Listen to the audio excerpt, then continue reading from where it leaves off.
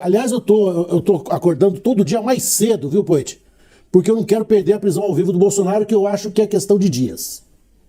Certo? O Bolsonaro está numa situação em que ele poderá ser preso a qualquer momento. Por quê?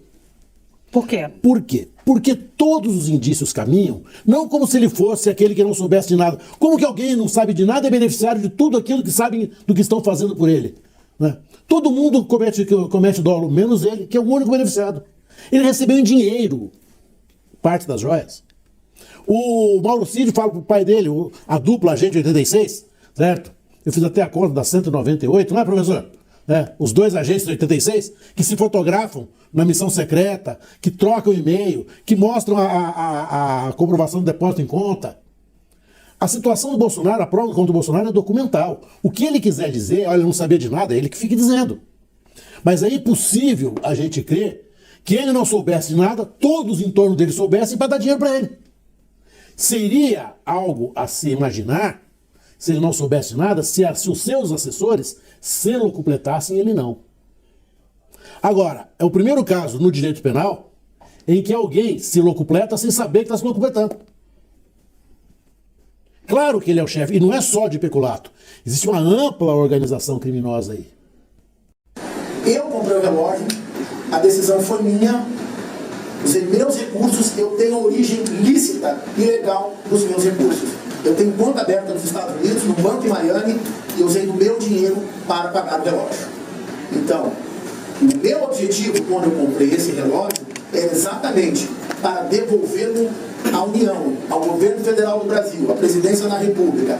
E isso, inclusive, por decisão do Tribunal de Contas da União. Eu tomei a decisão de comprar. Entendeu? Foi solicitado, comprei e fiz chegar ao Brasil. Agora, se o senhor quiser perguntar detalhamento, olha, qual o voo, que hora você entrou, para quem você deu, como o relógio, nesse momento eu não vou poder falar. Nesse momento eu não posso falar. Nem quem solicitou, doutor. Só vou dizer, quem solicitou não foi Jair Bolsonaro e não foi o Coronel Cid. Né? Diante de provas, vamos lembrar que isso daí veio à tona, né? Então já era de domínio público quem havia feito a recompra, porque havia recibo em nome, né, de Frederico Wassef, do Dr. Frederico Wassef. Aí ele convoca essa coletiva de imprensa que tem como fulcro, aí, como objetivo, claro, exonerar o presidente da República de responsabilidade. Ele fala, olha, isso foi feito com fundos próprios, foi uma decisão individual, aparentemente motivada, segundo ele, por ideais republicanos. Né? Afinal de contas, o Tribunal de Contas da União havia determinado, né, a reposição desses itens e ele, imbuído desse espírito patriótico, sacou o seu próprio dinheiro no exterior, fez a recompra desse item e de forma aí absolutamente, vamos dizer assim, altruísta, né, com o erário público, retornou esses bens ao Tribunal de Contas da União e estão lá sob guarda dele. Então aqui tem duas possibilidades. Tá? Segundo, né, a investigação da Polícia Federal, os dois ilícitos possíveis que estão sendo investigados são, né, em primeiro lugar, peculato e depois lavagem de capitais. Aqui, a única saída jurídica, ou a saída jurídica mais plausível para a defesa do ex-presidente da República, ela depende que ambos os envolvidos, o responsável pelo traslado e também pela recompra, isentem o presidente, porque aí numa interpretação talvez até rigorosa, ele se sairia com aquela história do peculato culposo, né? Ou seja, que no máximo o ex-presidente da República foi negligente, né? E a partir do momento em que há a reposição do item, né, de acordo com o parágrafo 3º do tipo penal, extingue-se a punibilidade. Agora, fora disso, a situação realmente se complica muito. Malabarismo que me parece projeta de forma clara a tentativa de eximir Jair Bolsonaro de responsabilizações por esses crimes que o Caio mencionou agora, estão sendo, por enquanto, pelo menos uma fase de investigação, em tese investigados. Lavagem de dinheiro, o peculato, mas eu acrescentaria associação criminosa, associação delinquencial. E o fato de o Wassef permanecer calado uma semana antes de entregar essa nova versão, o fato de haver já provas demonstrando que ele entrega o relógio, se eu não estiver enganado, foi na Hípica de São Paulo, para Mauro Cid, as mensagens. Então, todo esse conjunto requer de Wassef uma criatividade e um malabarismo que, ao meu ver, não cola. Entretanto, dando aqui, claro, sempre confiando, né, na inocência de que não é ainda definitivamente considerado culpado. Agora, me parece que esta linha que o Caio vem apontando desde ontem nos debates do peculato culposo deve ser, sim, uma linha a ser seguida pela nova estratégia a ser montada. Porque, de fato, a gente baixa uma pena que vai até 12 anos de reclusão para 6 meses. Eu não sou um penalista, mas se não estiver enganado, vai a 6 meses. Né? Agora, não acho que o Assef conseguirá. Vejam bem, é muito estranho que alguém, atento ao Tribunal de Contas da União, viaje aos Estados Unidos para recomprar um relógio, porque o Tribunal de Contas da União assim determinou. E nós sabemos que sempre que há um imbróglio, o Assef aparece.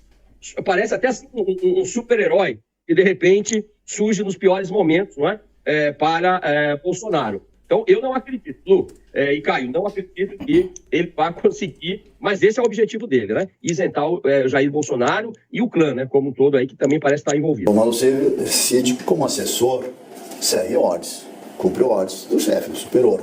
E como militar, essa obediência hierárquica é muito rígida, é muito grande, né? Então ele exercia a função, não tem como se desvincular. O que ele fazia? Assessorava quem? O presidente. Eu não sei se o senhor Bolsonaro não tinha, por exemplo, um vice-presidente, não tinha um secretário, um ministro lá que dava essas ordens aí. Mas aí esse caminho a gente percorre. Temos que verificar de quem é essas ordens que eram dadas para o Mauro Ciro. O espírito, como eu disse, altruísta e patriótico, né, do advogado, que supostamente, né, sacou dinheiro da própria conta e aí, por ideais republicanos, retornou o item ao erário público, né, sob custódia aí do nosso Tribunal de Contas. Mas assim, tirando isso, está tudo muito conectado e, de novo, né, aqui reforçando a tese. Agora parece que não só a defesa do ex-presidente, a lógica é ir atrás do peculato culposo, como também do próprio Mauro Cid. Porque o que acontece, né? O que é agir com culpa? Né? Agir com negligência, com imprudência, com imperícia. Você não pode se excusar de cumprir a lei porque você estava simplesmente alegando que você estava cumprindo ordens. Né? Uma ordem manifestamente ilegal, ela não precisa ser cumprida, né? Teoricamente, tá? Nesse caso, especialmente se ela é recorrível, vamos dizer assim. Nesse caso, então, isso não é uma defesa. Assessor faz o quê? Assessor simplesmente cumpre ordens. Não, ele tem o seu próprio juízo, ele não é obrigado a atuar contra a legis, né? Então, desobedecer a lei, se assim foi determinado por alguém. O elemento novo aqui, e eu acho que essa entrevista cedida mais cedo a Basília Rodrigues ela é mais completa, porque o advogado teve mais tempo, né, de conferência com o seu cliente, é o seguinte, ele fala em especificar a cadeia de comando. E ele traz o elemento da formação militar do Mauro Cid. Então, qual que seria uma linha? Olha, essa ordem, essa ideia partiu de uma outra pessoa, né? Talvez acima dele no comando militar.